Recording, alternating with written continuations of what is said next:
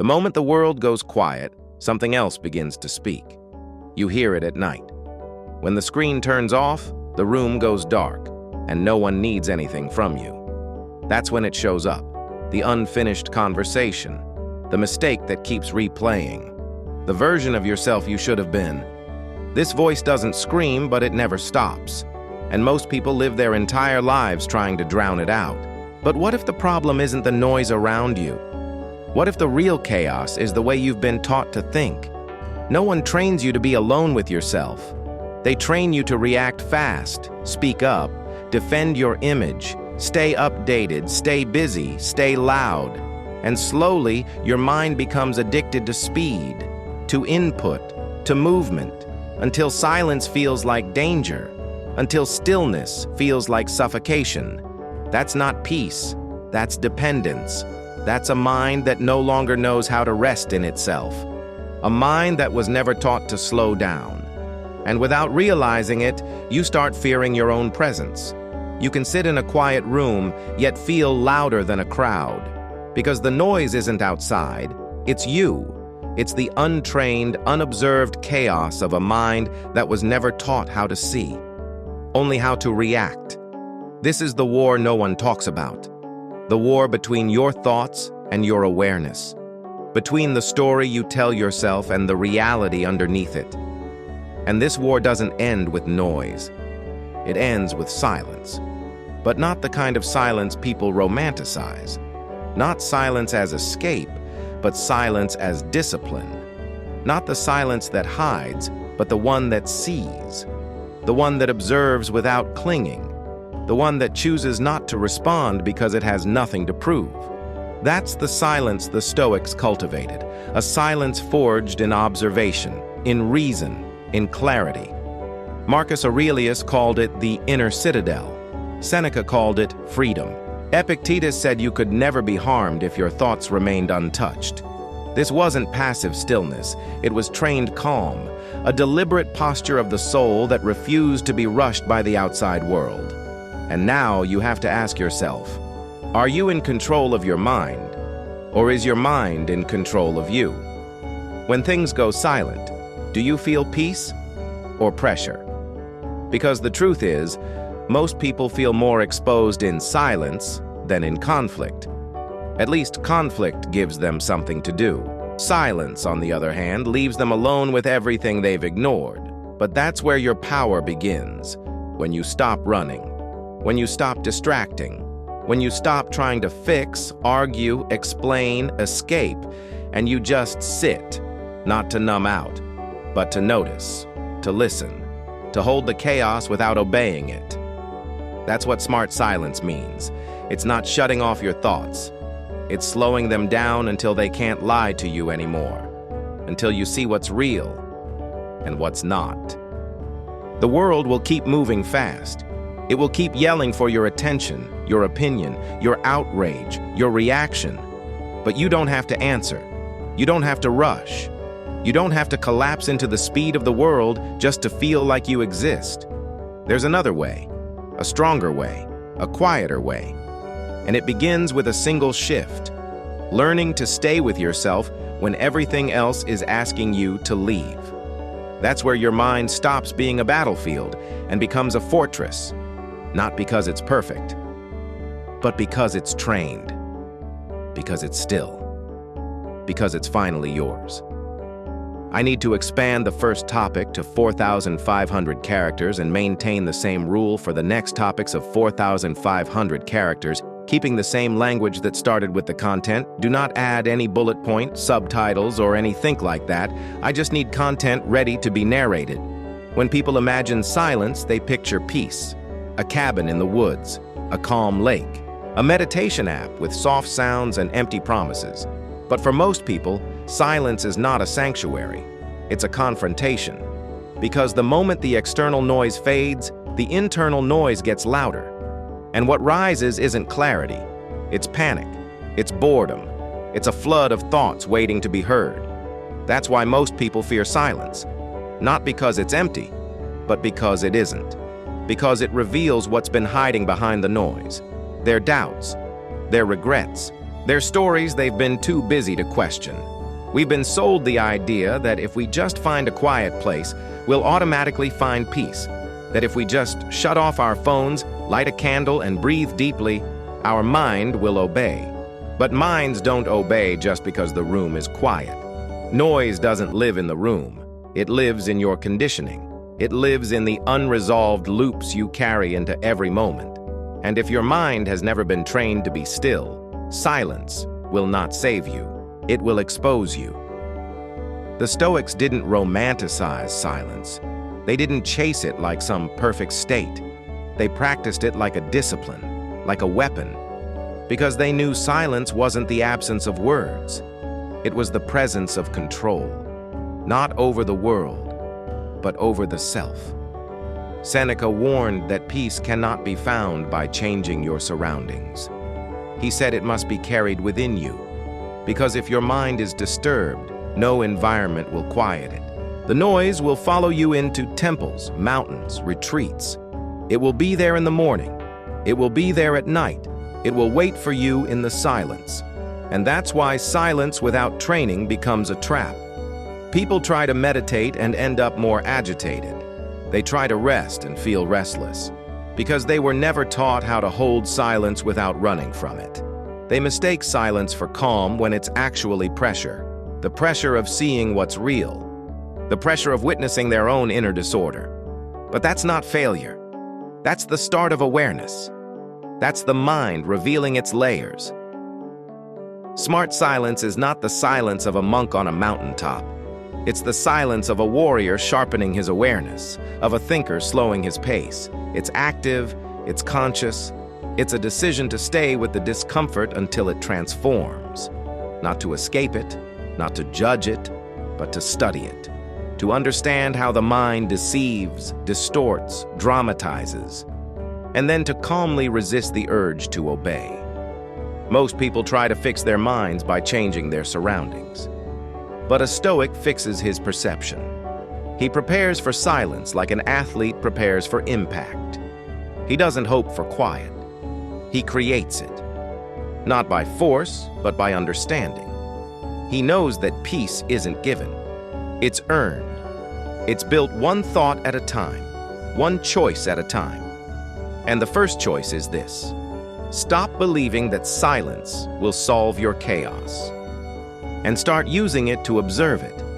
There's a myth that silence should feel good, that if it doesn't, something is wrong. But discomfort is not a sign of failure. It's a sign of awakening.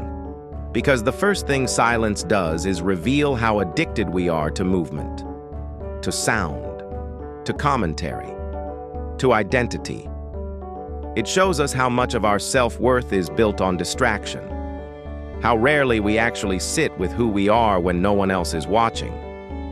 And that's the truth most people never touch, because it's easier to scroll, to talk, to complain, to fill the space. But silence doesn't need to be filled. It needs to be faced. The Stoic sees this moment not as a void, but as a mirror. He doesn't run from the discomfort. He studies it. He learns from it. And with time, that discomfort turns into strength, into insight, into a kind of power that cannot be faked.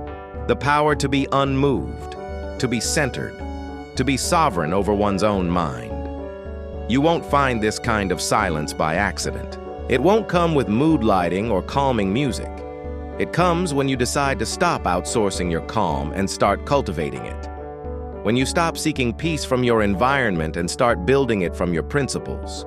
When you stop fearing the noise in your mind and start training it to slow down, to obey, to serve something higher than impulse. That's smart silence. It's not soft. It's not passive. It's sharp. It's focused, and it belongs to those who've done the hard work of sitting in the fire without flinching. It belongs to those who've stopped mistaking quiet for peace and started using it for clarity. It's not a place. It's not a moment. It's a way of being.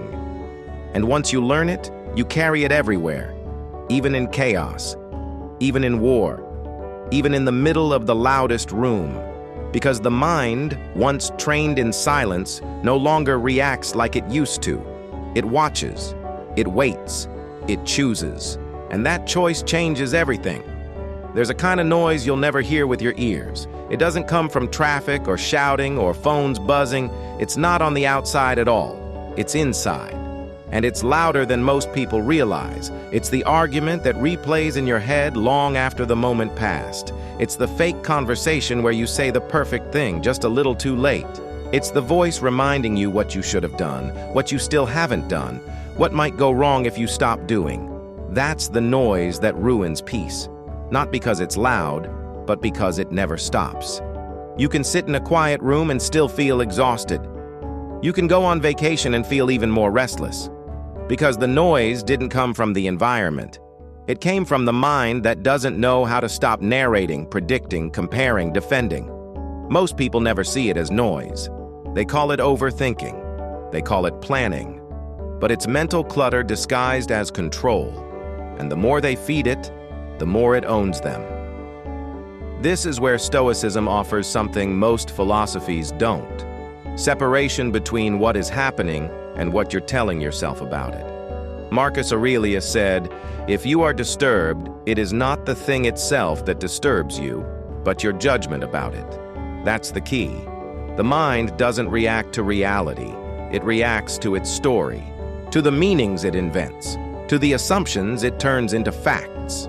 And these invisible thoughts become the loudest noise in your life. There's a subtle violence in the way we talk to ourselves. We imagine being judged, left out, exposed, misunderstood. We create entire scenes that haven't happened and may never happen. But the body reacts anyway. The nervous system activates. The muscles tighten. The breath shortens. Because the brain can't tell the difference between what's real and what's rehearsed with enough emotional intensity. And just like that, we drown in noise that no one else can hear. The Stoics knew this trap well. That's why they emphasized internal stillness more than external control. They didn't waste energy on imaginary battles. They trained themselves to see clearly, not to assume quickly, to notice what the mind was doing and choose whether to believe it. That's smart silence in action. It's not suppressing thoughts. It's observing them without becoming them. Seneca said, "We suffer more in imagination than in reality." Those words still hold, because most suffering begins not in what happens, but in what we think it means. You don't lose sleep because of one bad comment. You lose sleep because of the spiral that comment triggered. The what-ifs, the replay, the self-blame. That's the noise, and that's the part you can control, if you learn how to see it. Start by noticing when the mind begins to wander into false futures or dead pasts. Pay attention to the moment it starts narrating instead of witnessing. The mind loves to dramatize, to embellish, to rehearse pain before it arrives. But that mental habit can be broken, not with force, but with awareness. With the quiet power of simply watching a thought rise and choosing not to chase it. This kind of attention is a discipline. It's what the Stoics meant when they spoke of guarding the soul. They weren't being poetic. They meant it literally. Guard your perception, guard your judgment, guard your focus. Because if you don't, the noise will return. It will speak in your voice, and it will steal your time, your energy, your calm. Not because it's true, but because it's unchallenged. You have to become a witness to your own mind, not its puppet, not its echo chamber. You need to stand back and see the stream of thoughts for what it is. Suggestions, not truths. Predictions, not reality. And in that gap between stimulus and response, that's where silence lives. That's where clarity begins. People think silence is the absence of talking. But true silence is the absence of unnecessary thought.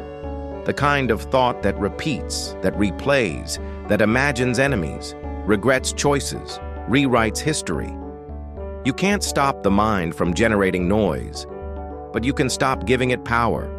You can train yourself to see a thought and not believe it, to hear the noise and still remain still. That's how a Stoic lives in peace. Not by escaping the world, but by refusing to be ruled by the illusions of the mind. That's how you sit in the middle of your day, surrounded by people, plans, stress, and feel untouched. Because you know where the real noise comes from, and you've learned not to obey it. That is the silence you carry, even in chaos. That is the calm that cannot be taken, not because the world got quieter, but because you did. The human mind was not built to move at the speed of this world, but it tries. It races ahead of the present, building imaginary futures, rehearsing conversations, calculating risks that don't exist yet. It thinks faster than reality unfolds, and somewhere in that rush, something breaks. The present becomes a blur. The body is here, but the mind is 3 steps ahead. And slowly, you stop living. You start anticipating. This is the fast mind trap. A mind that runs so quickly that it can't see clearly anymore. That overreacts because it never pauses to question. That predicts failure before effort. That answers before listening. That jumps to meaning before observing. It doesn't trust the moment. It tries to control it. And the result is exhaustion without action. Mental fatigue before anything even happens. Most people live in this trap without knowing it. They don't recognize it as a mental distortion. They call it being productive. They call it planning. But it's not. It's fear disguised as urgency. It's the constant need to stay 1 step ahead because deep down, they don't believe they can handle what's here. So the mind escapes forward. But every escape has a cost. And the cost of this one is presence. The Stoics were experts in time, not in measuring it, but in using it. They trained the mind not to jump, but to stay, not to obsess over what might come, but to fully engage what is. Epictetus warned that when we try to control what isn't ours, we suffer. And the future is not ours. Only this moment is. When we abandon it in the name of preparation, we lose twice. We miss the now, and we fear the next. Time compression is not about minutes. It's about mental speed. It's about the pressure to decide, to solve, to fix all at once. But the Stoic doesn't rush decisions. He slows them down. He breathes before responding. He watches the tension rise and lets it pass. Because wisdom isn't fast. Wisdom is deliberate. And silence is the space where wisdom grows. You've felt this compression before. It happens when you read a message and feel like you have to answer. When someone looks at you the wrong way and your brain writes a whole story around it. When you wake up already behind. When your day feels like a race you didn't sign up for. That's not life happening too fast. That's the mind collapsing everything into one endless moment of pressure.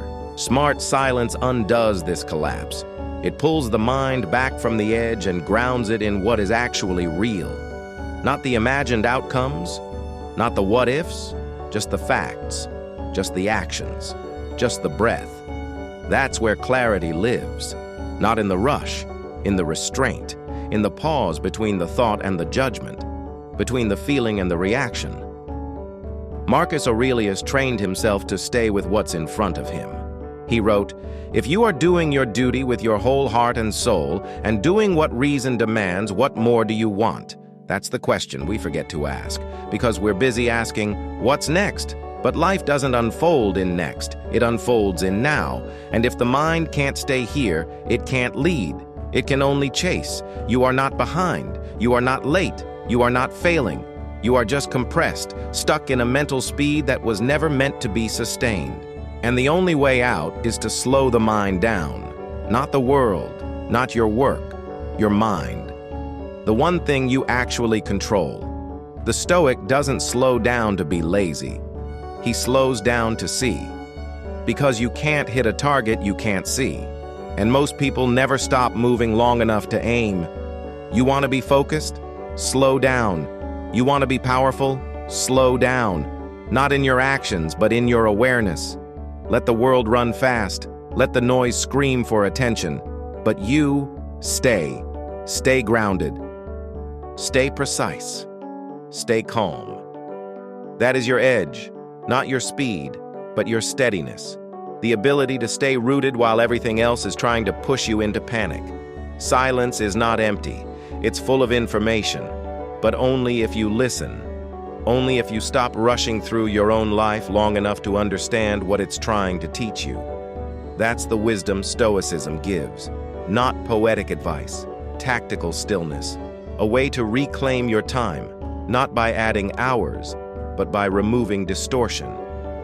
You are not here to predict the future. You are here to meet it with discipline. And that discipline begins with the decision to stop running from moment to moment like a hunted animal. To slow down the mind, not because you have to, but because that's how clarity survives. That's how you make peace with time, by refusing to be ruled by it. The mistake most people make is thinking that peace comes from controlling everything inside them. They think they need to force their minds into silence, beat their thoughts into submission, replace every negative emotion with a positive one. But control is not peace. It's tension dressed as strength. And sooner or later, it collapses. Because the harder you try to dominate your inner world, the more power you give to what you fear. What you resist becomes your master. That's why the Stoics didn't obsess over control. They practiced observation. Precise, detached, rational observation. The ability to see a thought rise and not follow it. To feel an emotion surge and not obey it. To hear the noise inside and let it pass like a wave, not a command. That's not weakness. That's mastery. Because it's not impulse that destroys you. It's the belief that you must act on it. This is where most people lose themselves. They believe every thought has to be fought, every emotion must be fixed, and so they stay at war within their own minds. They try to shut off sadness. They try to erase fear. They panic the moment discomfort arises, but the Stoic doesn't do that. He allows it. He lets it be seen. He names it, and by naming it, he disarms it. Seneca wrote that we should treat our mind like a judge, not a soldier. A judge listens. He observes. He doesn't jump to conclusions. He weighs. He sees patterns. That is the mental posture of a Stoic. Not defensive, not reactive, still, alert, focused. That stillness isn't passive, it's strategic. Because from that place of awareness, you can see the truth beneath the emotion. You can find the root of the thought. And once seen clearly, most thoughts dissolve on their own. Inner observation is the forgotten art. In a world that tells you to speak louder, move faster, perform stronger, it's rare to find someone who simply watches, who sits in silence not to escape, but to understand, who lets a thought finish its cycle before choosing what to do. That person becomes unshakable, because nothing inside them owns them anymore. It moves, it shifts, but it doesn't dominate. And that's where silence becomes sharp. Not dull, not void, sharp, intelligent, alive. You see the judgment forming, but you don't attach to it. You notice the insecurity, but you don't let it define you. You hear the anxious voice predicting disaster, but you know it's just a reflex, not a prophecy. And in that space, you create freedom. The freedom to choose, the freedom to respond instead of react. That's where real power begins. People confuse strength with suppression, but the strongest person is not the one who feels nothing.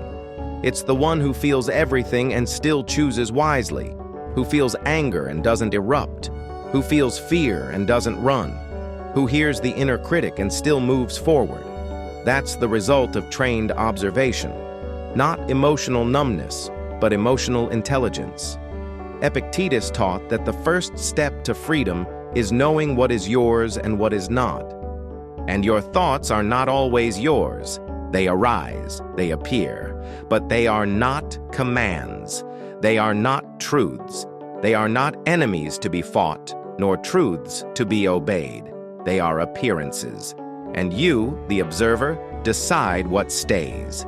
To observe the self is to become intimate with reality.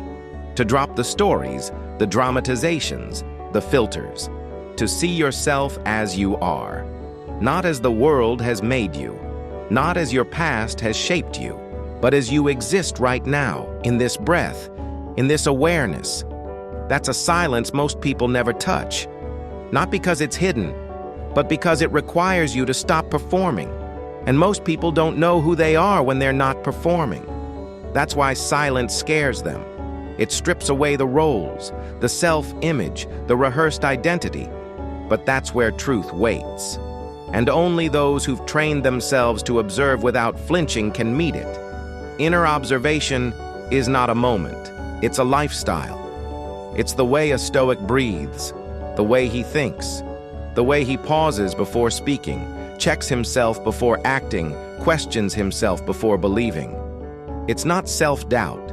It's self-mastery. It's not hesitation. It's precision. That's why silence for a Stoic is not emptiness. It's preparation. A mind that observes itself is a mind that cannot be hijacked. You want clarity? Learn to observe. You want peace?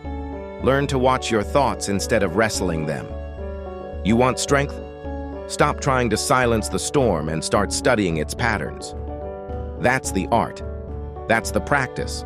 That's the reason silence isn't just a break from the world. It's a return to your center.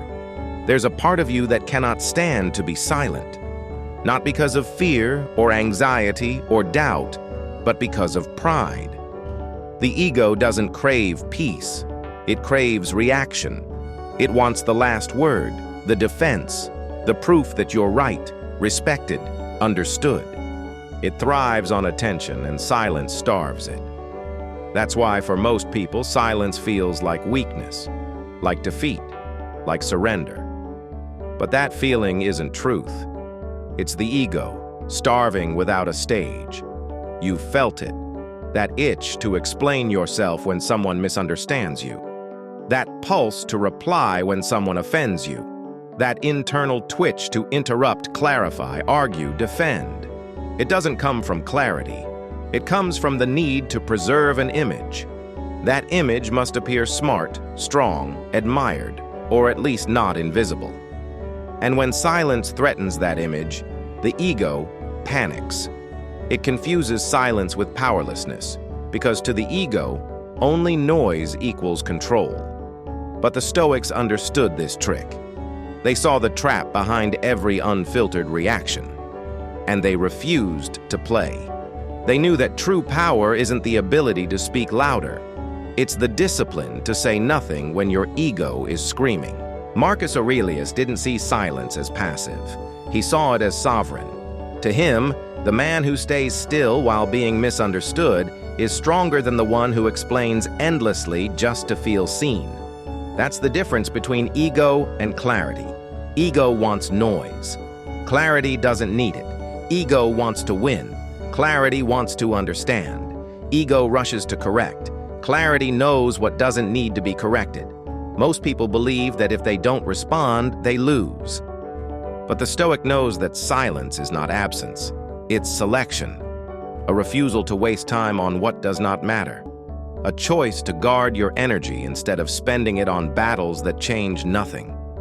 The addiction to response is one of the most subtle forms of slavery. You become a puppet to comments, expressions, imagined judgments. Someone raises their voice and you match it. Someone questions you and you explain. Someone insults and you react. But what if you didn't? What if you paused? Not out of fear, but out of strength. What if you let the noise crash and still stood unmoved? That's what the ego fears most. Being ignored, being irrelevant, being unseen. Because the ego builds its identity from reaction. It needs to prove something constantly. That you're right, that you're good, that you're better. But the Stoic proves nothing. He lives according to nature, reason, and discipline. He doesn't need to win the conversation because he's already won the internal war. Seneca warned about this waste of energy. He said we spend our lives preparing arguments for people who are not even thinking of us. He taught that a wise man does not need applause to know his worth. That the judgment of the crowd is nothing compared to the judgment of a well-governed mind. That is why the Stoic practices silence. Not to hide, but to protect. To conserve energy. To stay clear in a world full of noise and ego battles. It's not that the Stoic never responds. It's that he chooses when, how, and if it's worth it. Because not every question deserves an answer. Not every provocation deserves a reply. Not every insult deserves your time. And once you understand that, you gain something very few people have: space. Mental space, emotional space, space between stimulus and response. And in that space, you become untouchable.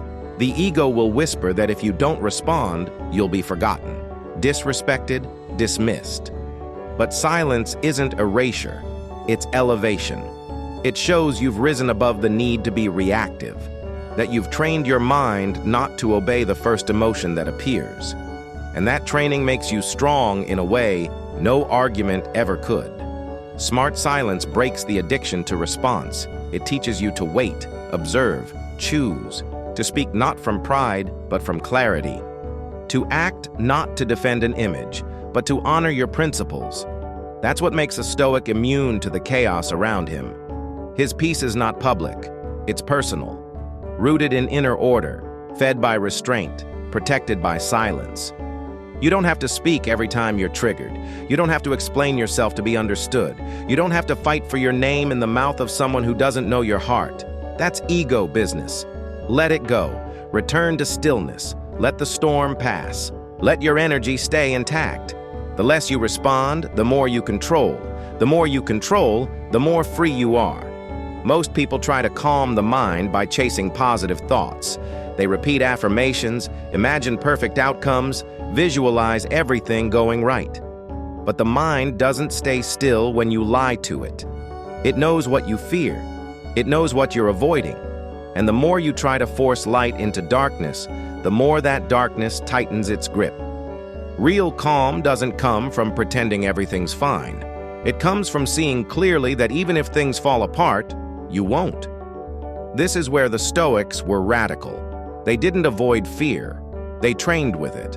They practiced what they called premeditatio malorum, the premeditation of evils. Every day they visualized what could go wrong: loss, betrayal, failure, death. Not to feel miserable, but to become unshakable. To weaken the power of fear by facing it head-on. To step into discomfort before life throws them into it. That way, when it came, they were already prepared. And when it didn't, they were still stronger for it. Negative visualization is not pessimism. It's precision. It's mental detox. Because most people are flooded with fear, but they never examine it. They push it aside. They numb it. They keep moving, hoping it disappears. But what you don't face begins to rot inside you. And it rots in the form of tension, distraction, anxiety, exhaustion. That's why silence becomes unbearable, because in silence, the fears speak. And if you're not trained to look them in the eye, they control you. Smart silence is not ignoring the fear. It's inviting it in, not to surrender to it, but to study it, to take the scenario apart and ask, what exactly am I afraid of? What if it happened? What would I lose? What would remain? And in doing so, you strip fear of its drama. You reduce it to parts. And most of the time, you realize it's not death you fear. It's embarrassment, not loss, but change. Not rejection, but ego injury. And once you see it for what it really is, it shrinks. Seneca said, "He who suffers before it is necessary suffers more than is necessary." But he didn't mean you should avoid thinking about what can go wrong. He meant you should think about it right. Not emotionally, but rationally. Not to panic, but to prepare. That preparation creates a calm deeper than any mantra could. Because now you're not hoping things go well. You're ready if they don't. This is how a Stoic detoxes the mind. Not by deleting negative thoughts, but by neutralizing them. Not with blind optimism, but with sober clarity. He walks through the scenario of failure, not to feel helpless, but to discover where his strength lives. He imagines losing everything, not because he wants it, but because he refuses to be ruled by the fear of it. And what he finds, again and again, is this: he can endure far more than he thought. This practice clears mental space. It dissolves noise, because so much of that noise is fear pretending to be urgency, worry pretending to be responsibility. But once you face the worst in your mind, the world outside can't shake you the same way. You stop reacting to shadows. You stop chasing safety in every decision. You act, not out of fear, but out of principle. And that shift changes everything. You don't need to be fearless. You need to be prepared. And preparation starts by confronting what frightens you in silence. Let the mind paint its worst picture. Then breathe into it. Examine it. Break it down. Ask yourself what you'd do, who you'd become, what strength would awaken if it happened. And with each answer, fear loses weight. It becomes something you can hold, something you can name, something you can outlast. That's not philosophy. That's mental armor. That's how you walk through a life you can't fully control without being controlled by it. That's how you enter silence and find not panic, but clarity. Because now, the voices in your mind don't scare you. They inform you. They guide your training. They show you what still needs to be sharpened. You want peace? Stop decorating your mind with pretty thoughts. Build it with resilience, with confrontation, with preparation. That's what the Stoics did.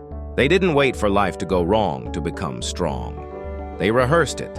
They stepped into loss in their minds, so that if it came, it would not break them. And if it didn't, they walked lighter. Smart silence is not the absence of darkness. It's the awareness that you've already stood in it and survived. It's knowing that you've stared into the storm before the sky ever turned. That's why the Stoic doesn't flinch when trouble comes. He's already seen it. And he's already chosen who he'll be when it does. You don't need a mountain cabin to find peace. You don't need incense, ocean waves, or 2 hours alone in a perfect room. If your inner calm depends on outer conditions, then it's not real. It's rented. And the moment life gets loud, crowded, or inconvenient, your so-called peace disappears. That's why the Stoic doesn't wait for ideal circumstances. He creates a silence that fits inside chaos. He builds a ritual that works in the real world, not the fantasy one. The truth is, most people wait for peace. They wait for the right time, the right space, the right mood. But life doesn't make appointments. It interrupts. It moves fast. It demands. If you can only find stillness when the world is quiet, you'll rarely find it. The Stoic solution is different. He makes silence mobile, flexible, immediate. He doesn't need a retreat. He needs only one thing: awareness. Smart silence starts in seconds. It's the moment you pause before replying. The moment you notice your breath instead of your anger. The moment you walk without your phone and just listen to your own mind. These are not big things. They're micro movements of the soul. And when practiced daily, they build something unshakable. A core of stillness that doesn't ask permission to exist. You don't need a perfect life to be calm. You need principles, a framework, a few unbreakable decisions. For example, no mental clutter in the first 10 minutes of your day. No unnecessary reactivity during the first hour of work.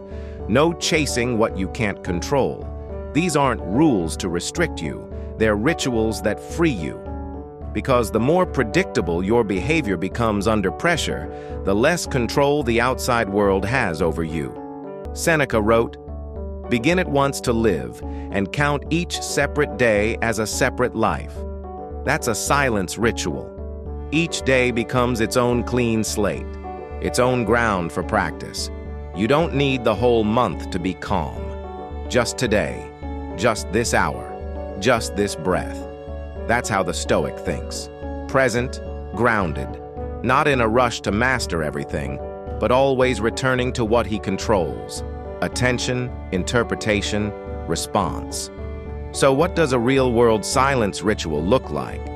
It's when you wake up and sit for 2 minutes without reaching for the phone, just to notice the temperature of your mind. It's when you walk down the hallway and instead of checking notifications, you check your breath. It's when someone triggers you and you wait 3 seconds, not because you're afraid to respond, but because you're strong enough not to react on impulse. These moments are small, but they're everything. Because in those moments, you train the mind to serve you, not the other way around. A silence ritual is not about isolation. It's about rhythm. You create touch points throughout the day where your mind returns home, like a reset button for awareness, a signal to the nervous system that you are not being chased, that nothing needs to be solved in the next 5 seconds, that you are allowed to be calm, even when the world is not. You can do this anywhere. That's the power, in traffic, in a meeting, in line, in an argument. Silence doesn't mean withdrawal, it means centering, reclaiming the part of you that doesn't panic, doesn't perform, doesn't need the last word. That part is always there, but it needs space to breathe. That space doesn't appear, you create it, on purpose. Again and again, smart silence becomes a habit, but not a rigid one. It bends with your day, it adapts to your environment, and over time, it becomes automatic. You find yourself less agitated, less defensive, more observant, more patient. Not because you tried to be calm, but because you returned to the ritual. You stepped back. You listened before speaking. You breathed before deciding. The beauty of a personal silence ritual is that no one sees it, but everyone feels it. People don't know why they trust you more, why they feel safer around you, why your presence calms the room. It's because you're not leaking reactivity. You're not speaking from ego. You're grounded. And that grounding came from repetition, from moments you could have exploded but didn't, from pauses you trained until they became part of who you are. You don't need a better environment. You need better reflexes. You don't need the world to go quiet. You need to stop giving it control over your inner volume. Your ritual does that. It's not a morning routine. It's not a checklist. It's a decision made daily to return to your center no matter what pulls you away. That's how the Stoic builds peace. One moment, one pause, one breath at a time. There will never be a time when the world gets quiet enough for you to think clearly, so you must become the one who quiets, no matter the noise. That's what it means to be unshakable. Not untouched by life, but unmoved by its chaos. Not protected by ideal conditions, but trained to stand still in the storm. And that kind of strength isn't built in comfort. It's built in the heat of noise, urgency, pressure, and choice. The choice to return to stillness over and over again when everything else demands reaction. The Stoic walks into the same world everyone else does. Traffic, betrayal, injustice, deadlines, noise, but he carries something different. An interior clarity that no one else gave him, and therefore no one else can take. His silence is not silence of sound, it's silence of disorder. It's not that the world around him is calm. It's that he's not chained to it anymore. He no longer follows every signal, every emotional pull, every invitation to conflict. Because his mind is trained to observe before it absorbs, to think before it spirals, to return always to reason. Most people are reactors. They don't choose their thoughts. They don't choose their pace. They absorb everything. People's moods, opinions, headlines, expectations, and slowly they forget where they end and the world begins. That's why they feel overwhelmed. Not because life is too big, but because their boundaries are too small. Their minds are too open to noise and too closed to silence, and the result is confusion, fatigue, lack of self. You don't fix this by escaping. You fix it by fortifying. The Stoic trains for the noise. He doesn't hope for a quiet world. He becomes quiet inside it. He builds what Marcus Aurelius called the inner citadel, a space within that no one else can enter, a fortress of principle, focus, and stillness. And in that fortress, he thinks clearly, acts decisively, and remains free. To be unshakable is not to be invincible. You'll still feel stress. You'll still feel pulled. But you'll stop being dominated. You'll catch yourself before the reaction takes over. You'll feel the rise of ego, the rise of fear, the rise of the old habit, and you'll choose differently. That's where silence becomes power. Not because it hides you, but because it reveals who you've become. The world will keep spinning. People will misunderstand you. Pressures will grow. But your silence becomes a signal, a refusal to compete in noise, a statement that your time, your thoughts, your clarity are too valuable to be auctioned off to chaos. This isn't withdrawal. This is authority. And authority isn't loud, it's rooted. You don't need to be the loudest voice in the room. You need to be the one who's not afraid of their own mind. That's why the final stage of smart silence is not about pause, it's about presence. The ability to be fully in this moment without the urge to rush, defend, explain, or escape. The ability to hear everything and still act only from reason. That's what makes you strong. Not the absence of pain, but the refusal to be ruled by it. Marcus Aurelius wrote, "Nowhere you can go is more peaceful, more free of interruptions than your own soul." Especially when you have within you such thoughts that by looking into them, you immediately find perfect ease. That's not poetry. That's a manual for life. You don't need the world to change. You need to go inward and learn to build this space, not once, every day, with every thought, with every breath. Because one day the noise will rise, the pressure will spike, the insult will land, the deadline will loom, and in that moment, your training will speak. Either you collapse into reaction, or you stay composed. You stay precise. You respond, not from ego, not from fear, but from the silence you've built. And that silence will do what no argument ever could. It will keep you whole. So you don't need to fear the noise. You need to master your response to it. You don't need to silence the world. You need to anchor your own mind. That's the way forward. Not louder, not faster, not more. Just clear, just still, just trained. That's how you become unshakable. That's how you win without shouting. That's how you walk through the loudest world with the quietest mind and still hear the truth beneath it all. If this helped steady your thinking today, stay close to this path. Subscribe, reflect, and share what it awakened in you.